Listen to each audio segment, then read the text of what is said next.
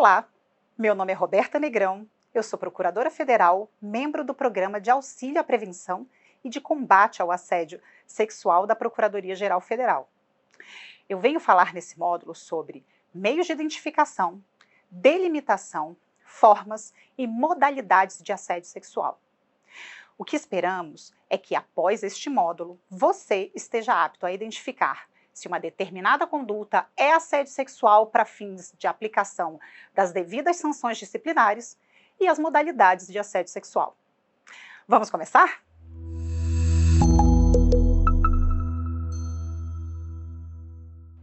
Como identificar o assédio sexual? Conhecendo os seus elementos. O assédio sexual é definido como o ato de constranger alguém com o intuito de obter vantagem, favorecimento sexual, com o objetivo de perturbar, criar um ambiente intimidativo, hostil, degradante, humilhante ou que desestabiliza o ofendido. O assédio sexual é intencional, ou seja, o assediador tem o propósito, o objetivo de constranger sexualmente o assediado.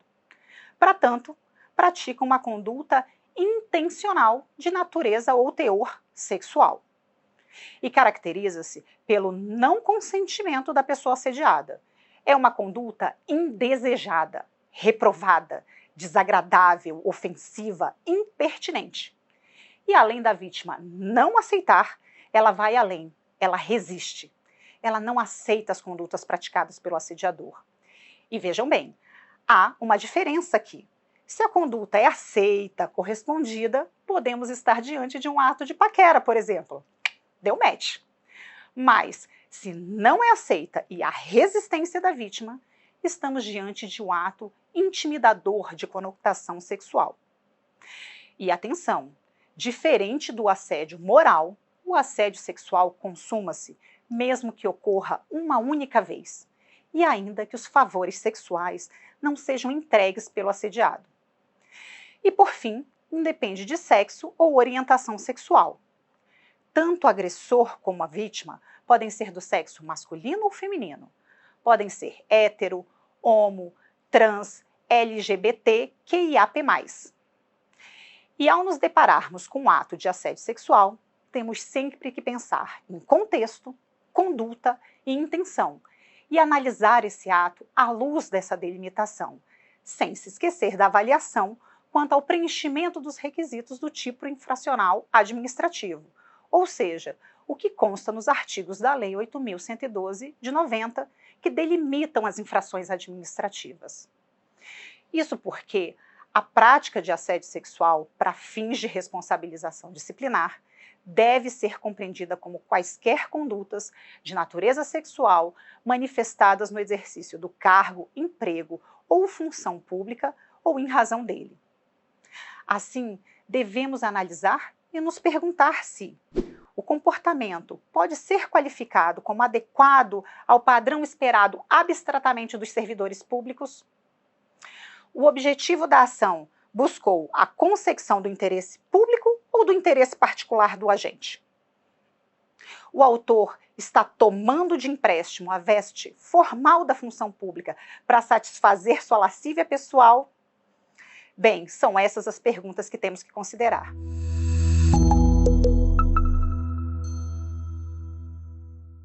Agora, vamos falar das formas de condutas sexuais impróprias. O assédio sexual pode se manifestar de diversas formas. Ele pode ser verbal, tanto de forma explícita ou sutil, ou ainda dissimulada, por meio de conversas indesejáveis sobre sexo, narração de piadas ou uso de expressões de conteúdo sexual, abuso verbal ou comentário grosseiro, humilhante, embaraçoso ou sexista, frases ofensivas ou de duplo sentido, perguntas indiscretas de natureza sexual sobre a vida privada do trabalhador. O assédio pode ser também não verbal, por meio de atos e gestos de conotação sexual. Por exemplo, contato físico íntimo de natureza sexual não desejado. Mensagens eletrônicas com conteúdo sexual, com solicitação de favores sexuais ou proposta sexual feita com insistência, ameaça ou pressão. envio de imagens, vídeos de conteúdo sexual, exibição de material pornográfico, comentários em redes sociais, entre muitos outros.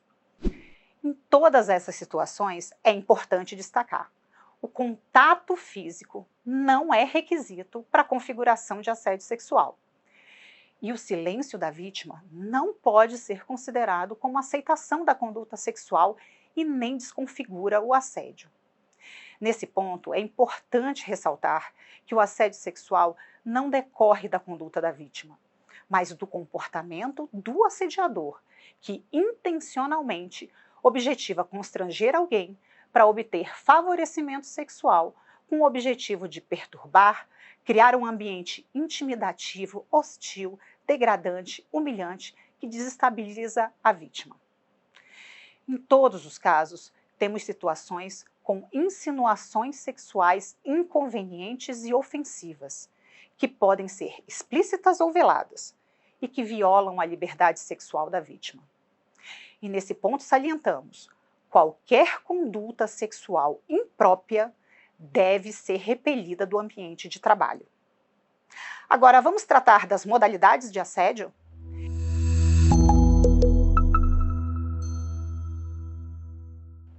Ele pode ser vertical.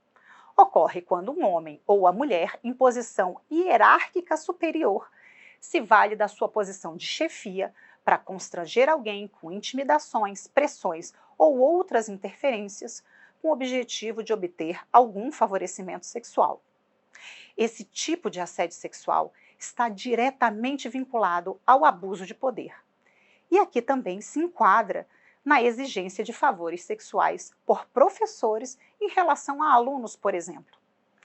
Essa forma clássica de assédio é crime e está prevista no artigo 216-A do Código Penal Brasileiro, que considera tipo penal de assédio sexual a conduta de constranger alguém com o intuito de obter vantagem ou favorecimento sexual, prevalecendo-se o agente da sua condição de superior hierárquico ou ascendência inerentes ao exercício de emprego, cargo ou função.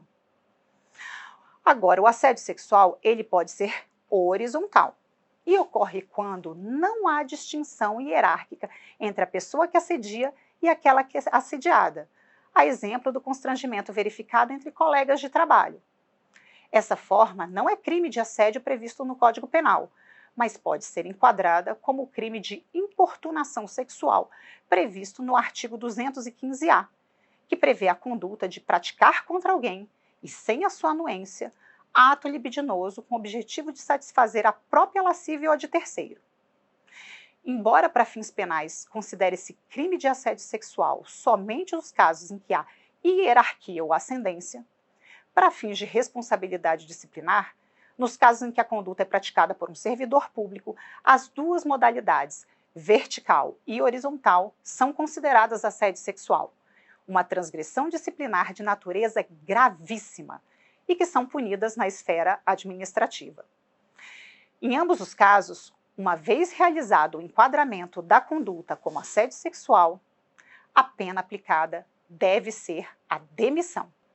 Nesse contexto, precisamos esclarecer que o entendimento exarado no parecer 1 de 2023 da PGF-AGU, encampado pelo Advogado-Geral da União e aprovado pelo Presidente da República em setembro de 2023, significa que este parecer, por ter sido aprovado pelo Presidente da República, deve ser aplicado para todos os órgãos e entes da administração pública federal, direta ou indireta. Agora, as condutas ofensivas à dignidade sexual, praticadas no ambiente de trabalho ou que guardem relação com o serviço, são puníveis com pena de demissão, desde que se enquadrem nos termos do artigo 117.9, combinado com o artigo 132, inciso 13 ou inciso 5, todos do Estatuto Jurídico do Servidor Público Federal, qual seja a Lei 8.112. Ou seja, na esfera disciplinar, o assédio sexual configura-se como a conduta de natureza sexual que vale-se do cargo para lograr proveito pessoal ou de outrem em detrimento da dignidade da função pública, que resulta na aplicação da penalidade de demissão por transgressão a essa conduta ou por incontinência pública e conduta escandalosa na repartição.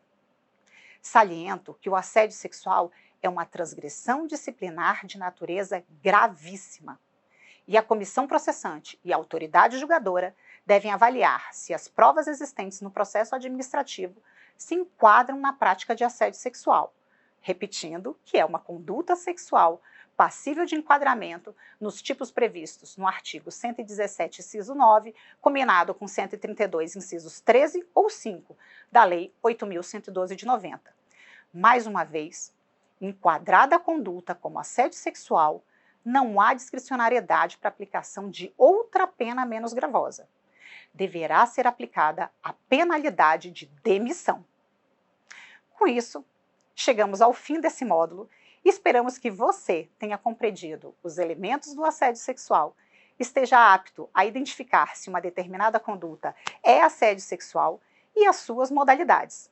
Agradeço a todos e a todas pela atenção dispensada e indico o e-mail de contato do Programa de Auxílio à Prevenção e de Combate ao Assédio Sexual da Procuradoria-Geral Federal, pgf.combateaoassédio@agu.gov.br. Obrigada.